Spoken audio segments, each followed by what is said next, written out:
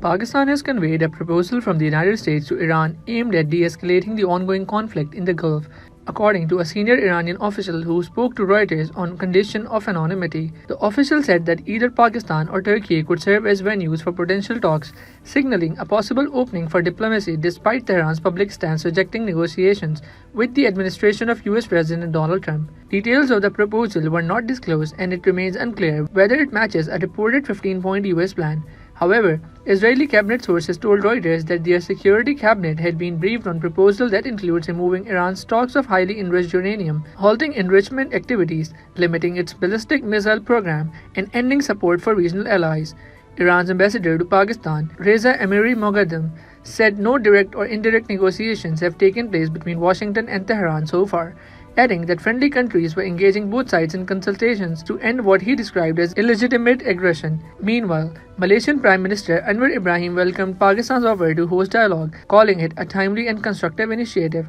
He encouraged both the United States and Iran to respond positively and emphasized that any negotiations must be based on genuine intent to end the conflict. Ibrahim also stressed the importance of restraint and warned against drawing civilian populations and neighboring Gulf states deeper into the crisis. I welcome Pakistan's timely and constructive offer to host dialogue with the United States and Iran.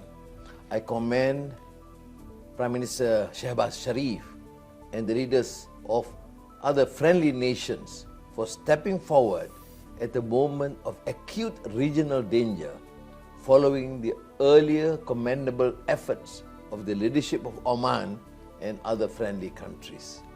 Pakistan's relationship with the relevant parties and its standing as a credible voice in the Muslim world place it in a strong position to help create the conditions for meaningful negotiations. Malaysia supports this initiative and encourages, in particular, the United States and Iran to respond in the spirit in which it was offered. I note with cautious hope the signals, however incomplete, that suggest some space for diplomacy may still exist. That space should be treated with the seriousness it deserves. Any negotiation must proceed on the basis of genuine intent, a clear commitment to ending the conflict, not managing its tempo for tactical advantage. The international community has seen too many ceasefires that function as pauses rather than conclusions.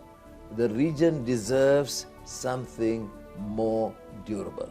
Malaysia reaffirms Iran's right to defend its sovereignty as recognized under international law, particularly in the face of continued Israeli strikes in the country and in Lebanon.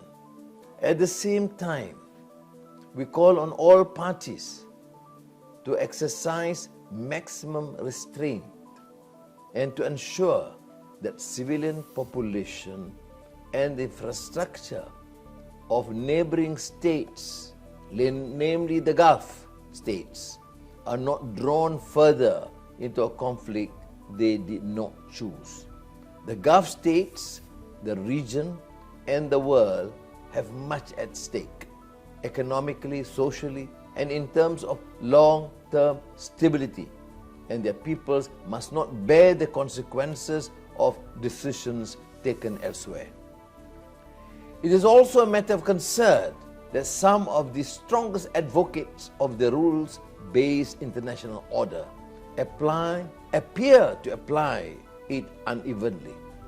International law cannot be invoked selectively. It cannot shield one party from the accountability while denying another its inherent right to self-defense. Its credibility depends on consistency. In recent days, I've held discussions with leaders of the Gulf Cooperation Council, Turkiye, Egypt, Indonesia, Japan, Pakistan, and other partners to better understand the situation and to advocate for de-escalation. Malaysia will continue to support every credible effort towards a just and lasting peace. Earlier, Prime Minister Shehbaz Sharif formally offered Islamabad as a venue for talks, stating Pakistan was ready to facilitate meaningful negotiations subject to agreement by both sides. Sources familiar with developments said the move followed extensive diplomatic contacts, including conversations between Pakistani and Iranian leadership and engagements involving regional partners.